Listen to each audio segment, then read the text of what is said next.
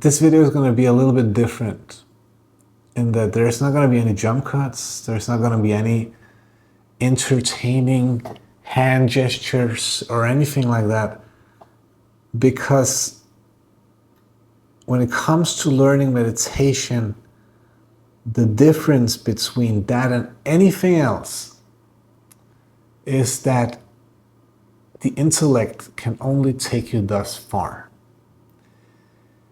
Reason can only take you thus far. The level of the mind can only take you thus far. But meditation aims to take you one step further than that. And if it's beyond reason, it's beyond words, it's beyond concepts. So we can try to illustrate it with, for example, the levels of consciousness, and say that, okay, so you might be here right now at the level of reason. We need to get you to the level of love. But these are just words. The best way we can learn meditation is by being in the presence of someone who has learned it to some extent themselves. I don't claim that I am a master at this. I'm a beginner. I'm a very good beginner. And I do find that I'm maybe qualified to teach other beginners in meditation. And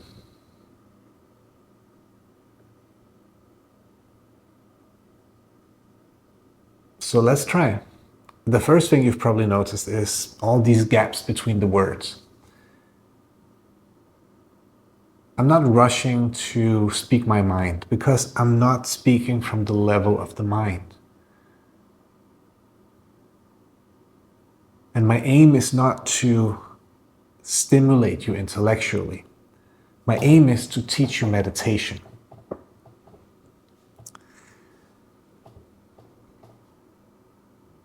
A lot of people think that meditation is sitting in a chair, eyes closed, doing body scans, doing breath work. And that can surely give you a good start to the day. But we're not looking to learn how to start our day well. We're looking how to have a good life. And I've done these practices too. I've done these practices where I would every morning wake up and meditate for an hour, maybe more. Sometimes I would wake up at 5 a.m., 4 a.m., meditate. Usually I would fall asleep during meditation. And my days were usually starting out very content, very joyful. Then during the day something happens, some challenges occur, the mood just changes for whatever reason, and then I'm back to feeling how I don't want to feel. Cravings come in, desires come in, this lust for stimulation comes in. And that is definitely one of the, we could say, roots of all evil, right? These cravings and desires that are setting us back. But they are really just a symptom of you losing the grip on your meditation. And that can happen if you view meditation as a formal practice that is only done for a set amount of time, such as 20 minutes or an hour. If you view it that way, you are not training yourself to deal with the real world challenges, meaning when you are engaging in a conversation with someone, when something unexpected happens to your finances, when some health scare comes, when you accidentally open up the front page of Reddit and read about some future scare about the doom of humanity, or maybe something good happens, something that maybe brings more pride inside of you, right? Something where you start to feel like you are a little bit inflated. That can also bring you down. You know, we say pride comes before the fall, and this very same levels of consciousness shows that pride is actually considered a low level of human experience, a very low level. In Buddhist tradition, everything below pride is considered samsara, which to a Christian probably means hell. And everything above would be heaven. But the space in between heaven and hell, which is not recognized as in Buddhism, would be considered purgatory. However, I don't really use these terminologies myself, purgatory, hell, heaven. To me, the levels of consciousness are doing a very good job, and they also help Christians understand how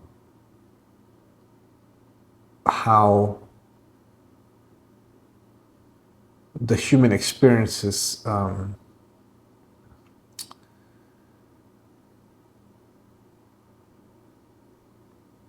work according to Jesus' teachings. Because the very highest level, the level of 1,000, is based upon the archetypical idea of the absolute goodness, which we have seen in Jesus' teachings.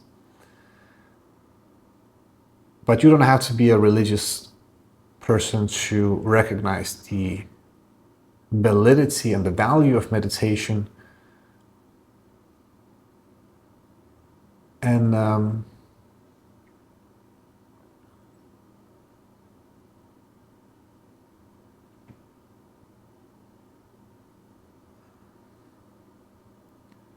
use these gaps in between my words to become aware of your mind. Become aware of your feelings. Become aware of your breath. Become aware of your sensory perception, what you hear and what you see, and realize that you are here right now. And you can be here right now without the mind. You are fully capable of engaging in any activity. Say, for example, you're watching this video, right? You don't need the mind to do it. You don't need the thoughts, the clutter of the mind, the opinions, the judgments, the assumptions, the measurements, the logical deductions, the search for meanings, the need for stimulation, the cravings, the desires. You don't need to engage in any of that, and everything is still fine. Life still goes on. You are still you without all these things. In fact, you are a much better you when you are like that, when you are just fully here. And that is meditation. Practicing this, being here, is what I have replaced my formal meditation practice with. Because I'm not meditating to learn to meditate. I did that for a while. I would meditate for 23 minutes. The next day I would say, okay, I will put the clock to 24 minutes and then 25 and build it up, just as if I was a runner or something, trying to improve my time.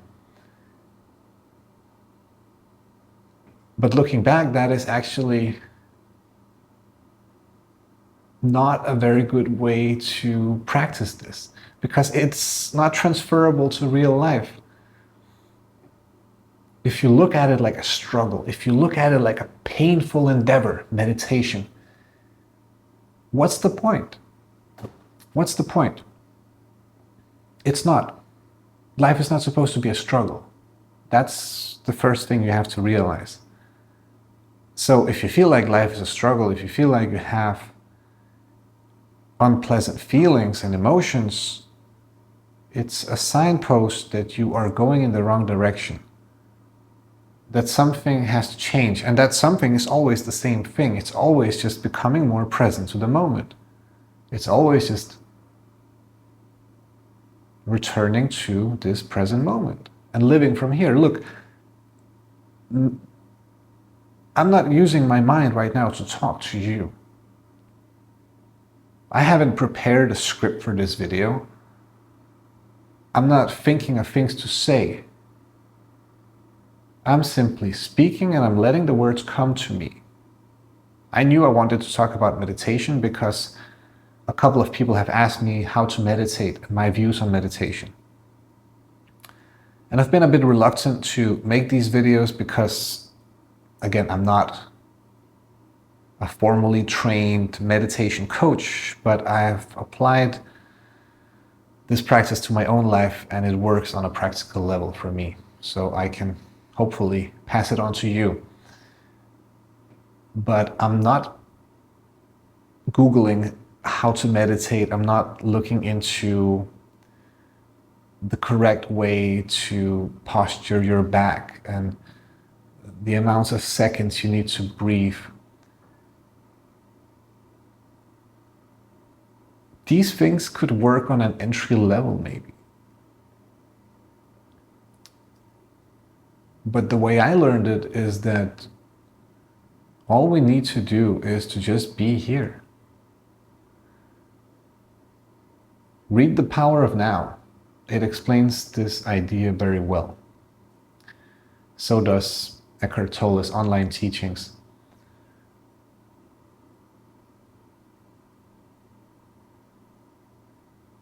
And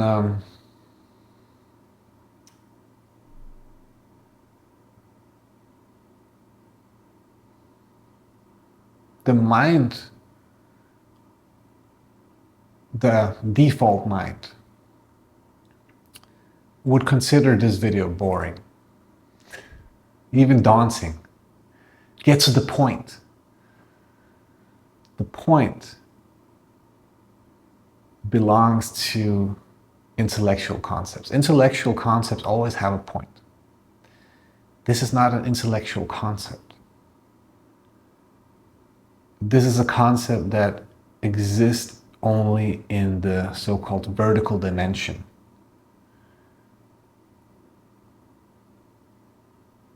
The plane of existence that is not bound in time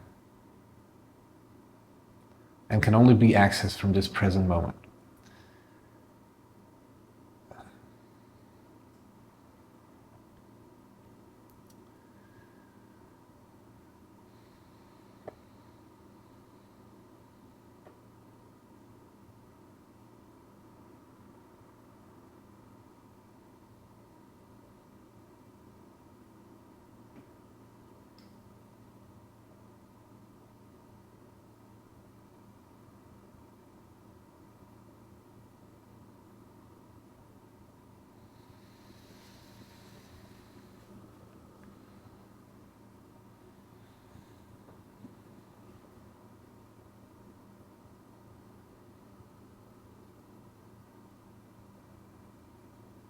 So this is your answer. This is how you meditate. I'm doing it right now.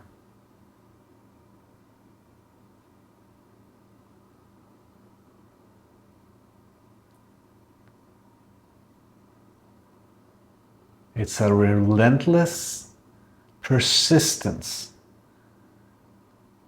on only existing in the present moment.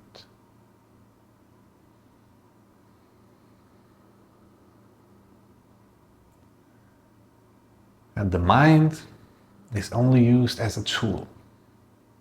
And it's used the same way a surgeon would use a knife. Just like a surgeon would pick up a knife, do whatever has to be done, and then put the knife back.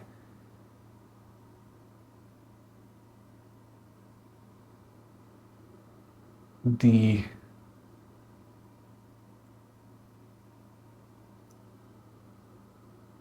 person who practices meditation would say, hey, I will now sit down for 60 minutes in my chair and manually think about something specific for 60 minutes. And when those 60 minutes are up, I will no longer think. I will go back to just being present and happy. The only lasting happiness that I have found comes from this practice. I have not found anything else. And I think the reason why I have an easier time letting go of all these stimulants and all those things that we're so used to in society has to do with my meditation practice. It's the main variable that I find. And if I talk to other communities such as AA about who is able to successfully quit alcohol for many years, it comes down to their spiritual practice, which can also get you there. I think spirituality, religion, prayer, awareness practice, meditation, they're all doors to the same kingdom.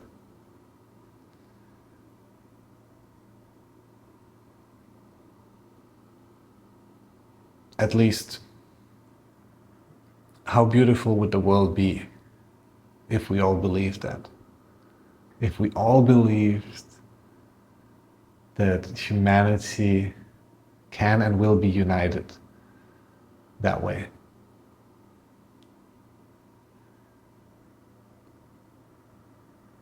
Maybe that's too ambitious, I don't know.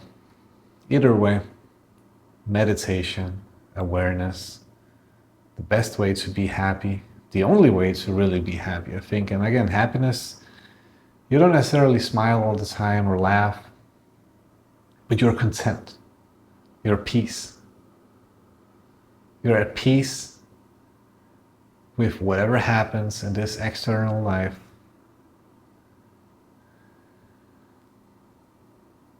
And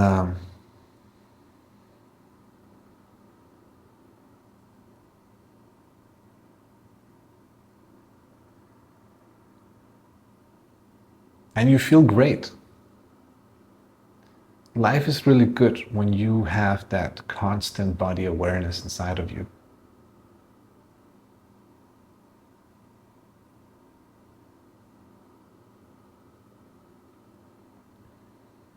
You feel like you have way more to offer other people.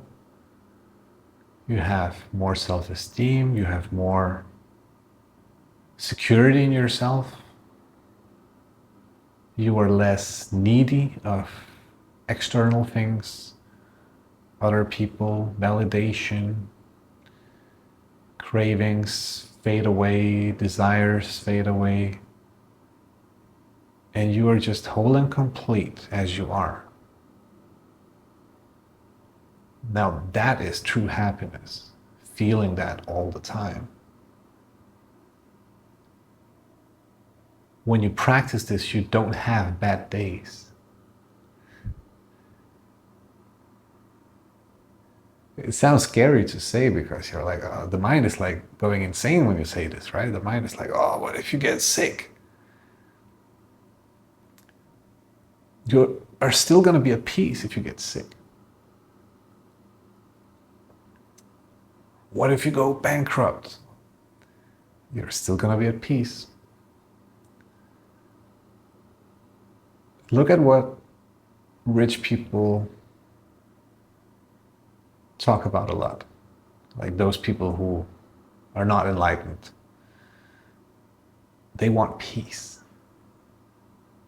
Travel to private islands in the middle of nowhere to get peace.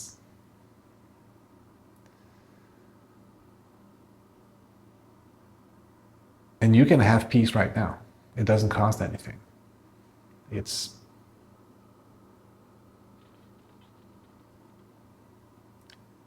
always inside of you.